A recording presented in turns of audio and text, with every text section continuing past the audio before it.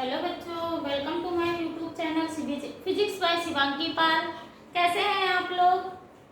मैंने अपनी पिछली वीडियोज में क्या कवर कर लिया था? दूरी, चाल, फिर विस्थापन और वेग, ये सब कवर कर लिया था। ठीक है, अब हम आज आपको कुछ और इम्पोर्टेंट हेडिंग है वो थोड़ी सी लिखा के उसके बाद में हम आपको गतिज के समीकरणों का निरूपण दिखाएंगे। ठीक है, आशा करते हैं आप लोग कॉपी पेन लेके जरूर बैठे होंगे। ठीक है, कॉपी पेन लेके ही पढ़ाई होती है, वीडियो देखने से कोई पढ़ाई नहीं होती है। ठीक है, ये मेरा खुद का तजुर्बा है, मैं भी स्टडी करती हूँ, तो मेरा ये मानना है कि बिना नोट्स बनाए कोई पढ़ाई नहीं होती है। तो मेरा यही सजेशन है आपको कि आप अपने अच्छे से सीक्वेंस से नोट्स बना लीजिए जो आपको बहुत काम आएंगे। ठीक है, अच्छा, टाइम वेस्ट ना करते हुए हम अपने टॉपिक पे आते हैं। आप हेडिंग डाल लीजिए ताक्षणिक चाल। ताक्षणिक चाल, ताक्षणिक चाल में लिख लीजिए किसी क्षण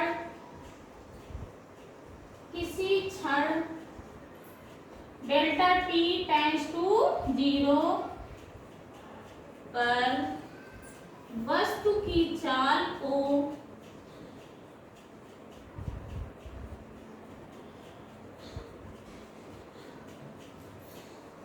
ताक्षणिक चाल कहते हैं। क्या? डेल्टा टी टेंड्स टू 0 पर जो चाल होगी उसको कहेंगे ताक्षणिक चाल।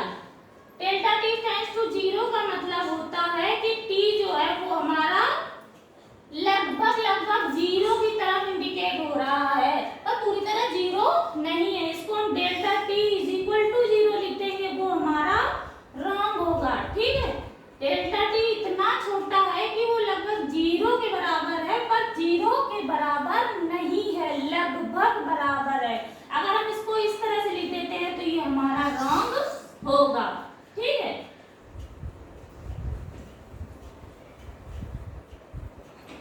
आगे हेडिंग डाल लीजिए त्वरण। ठीक, त्वरण में लिख लीजिए वेग परिवर्तन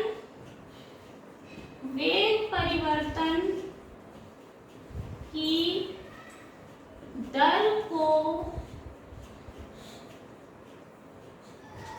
त्वरण कहते हैं। वेग परिवर्तन की दर को त्वरण कहते हैं। वेग परिवर्तन यानी लिख लीजिए फॉर्मूला, त्वरण बराबर वेग परिवर्तन बटे समयांतराल। वेग परिवर्तन बटे समयांतराल। ये वेग नहीं है, वेग में परिवर्तन है, ये समय नहीं है, समय का अंतर है। ठीक है, इसलिए हम इसको किस तरह से लिखते हैं? एक इज इक्वल टू वेग परिवर्तन, वेग में परिवर्तन, समय अंतराल, समय में परिवर्तन, डेल्टा टी परिवर्तन को शो करता है। ठीक है, डेल्टा टी का मतलब ना समझ में आ रहा हो तो आपको हम बता दें। अगर लिखा है v2 माइनस v1 तो हम लिख सकते हैं कि डेल्टा v। अगर लिखा है t2 माइनस t1 तो हम लिख सकते हैं डेल्टा t, यानी कि अंतिम वेग माइनस प्रारंभिक वेग, अंतिम समय माइनस प्रारंभिक समय।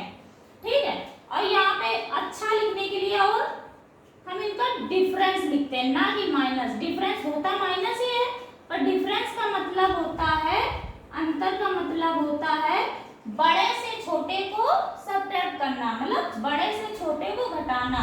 या तो हम v2 बड़ा है तो v2 से v1 को घटाएंगे, अगर इसी का उल्टा अगर v1 बड़ा हो जाएगा v2 कम हो जाएगा तो v1 से v2 घटा देंगे, तब भी हमारा अंतर ही रहेगा। इसीलिए यहाँ पे माइनस का निशान में लगा के डिफरेंस का निशान लगाना ज्यादा अच्छा माना जाता है। ठीक है, ज्यादा चर्चा न करते हुए आगे देख लीजिए।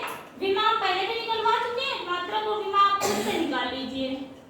फटाफट देख लीजिए मात्रा क्या निकलेगा। वेग की मात्रा मीटर पर सेकेंड और समय के लिए सेकेंड, तो मात्रा क्या बन गया, मीटर पर सेकेंड स्क्वायर। विमा देख लीजिए जल्दी से, विमा आप सब होशियार हैं, निकाल लेते होंगे।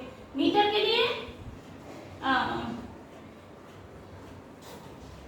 लिए L और सेकेंड के लिए T का स्क्वायर यानी LT-2। ठीक, फटाफट देख लीजिए। आगे अपने मेन टॉपिक पे आते हैं। ठीक है,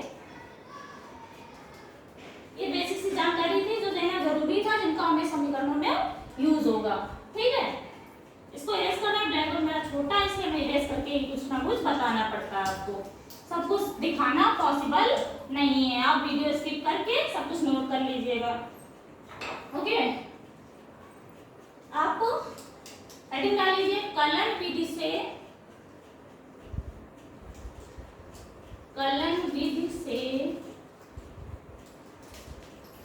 गति के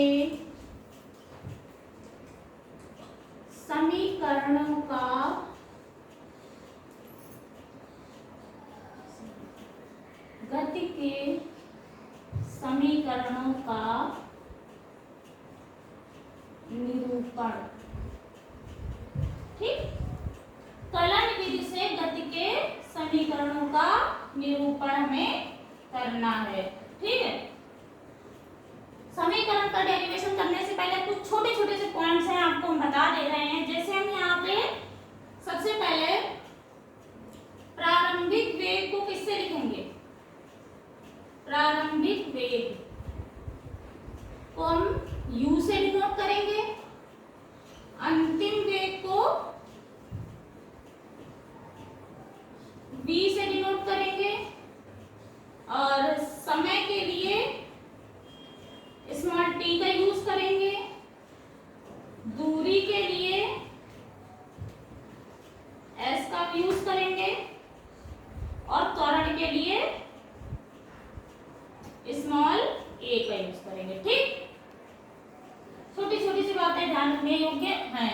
ठीक है, इसके बाद में कुछ क्या, अभी तो लगभग किसी ने मैथ ज्यादा पढ़ी नहीं होगी, मैथ्स के स्टूडेंट्स को ये जल्दी समझ में आ जाएगा और थोड़ा बायो वाले स्टूडेंट्स को थोड़ा देर में आएगा, तो आपको रट्टा मार लेना है। ठीक है, अभी क्योंकि बिना इनके डेरिवेशन होगा नहीं, साफ साफ लिख दिया गया है कलन विधि से मुझे निकालना है, इसलिए थोड़ी बेसिक सी जानकारी है। ये जो हमारा निशान होता है यही होता है समाकलन। ठीक है, अब इस निशान के इधर अगर लिखा है dx तो आप इसका आंसर क्या होता है x। ठीक, इस समाकलन के अंदर लिखा है x dx तो इसका आंसर होता है x²/2। बस, बहुत सारे फॉर्मूले होते हैं लेकिन आपको इन दोनों की ज्यादा जरूरत है। इसके बाद में इन्हीं समाकलनों में अगर मान लो कोई लिमिट लगी है, मान लो लिखा है a1 से a2, फिर लिखा है dx, तो आप क्या करेंगे, आंसर तुम्हारा x ही आएगा। लेकिन ये जो a1 a2 है ये लिमिट मानी जाती है कि हम कहां से कहां तक चले हैं। ठीक है, ये लिमिट यहाँ पे लगा दी जाए। फिर लिमिट को सॉल्व कैसे करते हैं, एक बार ऊपर वाली लिमिट इसकी जगह रखते हैं, एक बार नीचे वाली लिमिट इसकी जगह रखते हैं। तो ऊपर वाली लिमिट हमने रख दी, फिर माइनस लगा के नीचे वाली लिमिट रख देते हैं। ठीक, यही हमारा मेन आंसर होता है। अगर लिमिट नहीं है तो ये ऐसे सॉल्व होगा, लिमिट लगी हुई है तो ये आंसर आएगा। ठीक है, इतनी सी जानकारी आपके लिए बहुत जरूरी थी, अच्छे से देख लीजिए। अब इसको इरेज करके हम डेरिवेशन बता पाएंगे। आप वीडियो स्किप करके इनको जरूर नोट कर लीजिएगा।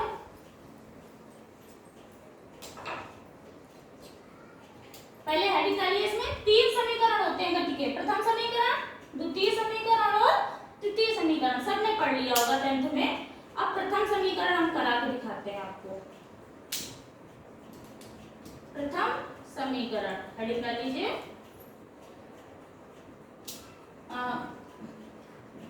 लिख लीजिए किसी गतिमान वस्तु का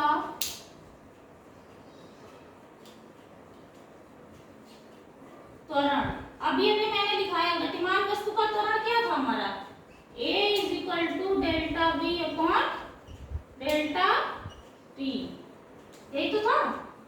ठीक है, अब देखिए ये जो डेल्टा t है इसको इधर लाइन तो मल्टीप्लाई में जाएगा, तो क्या लिख सकते हैं, delta v is equal to a delta t लिख सकते हैं। हाँ लिख सकते हैं, समीकरण 1 डाल दीजिए। ठीक है, अब नीचे लिख लीजिए समीकरण 1 का उचित सीमा, लिमिट को सीमा ही बोलते हैं। ठीक है, सीमा के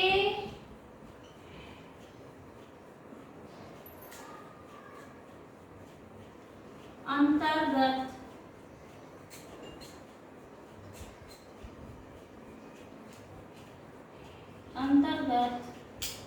समाकलन करने पर, समाकलन का मतलब वही निशान अभी हमने बताया था, ऐसे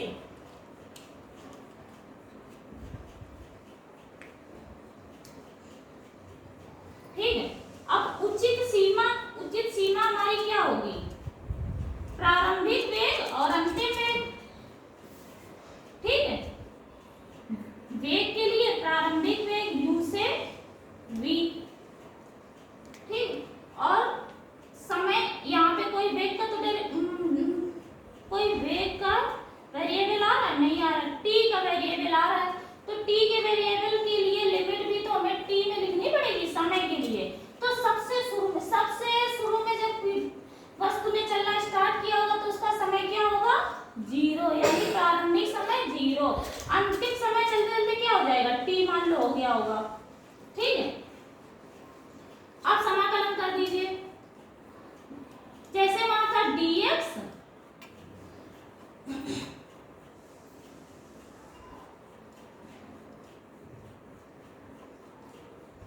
एक चीज और लिख लीजिए यहाँ पे, सूक्ष्म समयांतराल के लिए, सूक्ष्म समयांतराल के लिए, सूक्ष्म समयांतराल के लिए क्या हो जाता है यहाँ पे, dv अपॉन dx हो जाता है। ठीक है, dt हो जाता है। ये जो डेल्टा है सूक्ष्म समयांतराल के लिए डेल्टा से बदलकर d जो है वो इससे भी छोटा परिवर्तन माना जाता है। तो जहां जहां डेल्टा है वहां वहां हम d कर ले रहे हैं, कोई दिक्कत नहीं, दिक्कत जहां जहां डेल्टा है वहां वहां d कर लीजिए, बस कोई दिक्कत नहीं होगी आपको। अभी अभी हमने दिखाया था कि dv क्या होता है, dx क्या आया था हमारा, x आया था। ठीक है, तो dv की जगह पे v आ जाएगा, लिमिट लगा दीजिए u से v। अभी ये देखिए a क्या है, कांस्टेंट है, तो a को कुछ नहीं करेंगे, a नियतांक है, a को कुछ नहीं करेंगे, ये सिर्फ इसके लिए काम करेगा, तो अंदर क्या बचेगा, dt बचेगा, dt के लिए t आ जाएगा। भाई जो वेरिएबल है वही तो लिखेंगे, x थोड़ी ना लिख देंगे, 0 से t लिमिट लगा देंगे। ठीक है, लिमिट अंदर लाइए, क्या होगा, v minus u is equal to a t minus 0, v minus u is equal to a का अंदर गुणा करा दीजिए तो क्या हो जाएगा, at। इसको अच्छे से लिख लीजिए, v is equal to u, इधर जाएगा प्लस का हो जाएगा u प्लस at। ये हमारा गति का प्रथम समीकरण सिद्ध हो गया। ठीक है, यही गति का प्रथम समीकरण है, सबको पता होगा। ये वेरिएबल हमें नोट कराने की क्या जरूरत है, बिल्कुल नहीं, मैंने शुरू में ही बता दिया, v हमारा अंतिम वेग, u प्रारंभिक वेग, a त्वरण समय।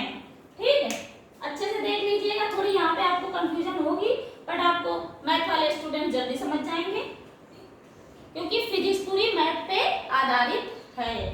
ओके, मिलते हैं अपने नेक्स्ट वीडियो में। वीडियो मेरी अच्छी लगे, मेरे टॉपिक नोट्स अच्छे लगे तो प्लीज़ सब्सक्राइब कीजिए, प्लीज़ मेरा सपोर्ट कीजिए जिससे मैं और अच्छी अच्छी वीडियोज़ आपके पास ला सकूँ। ठीक है, थैंक यू।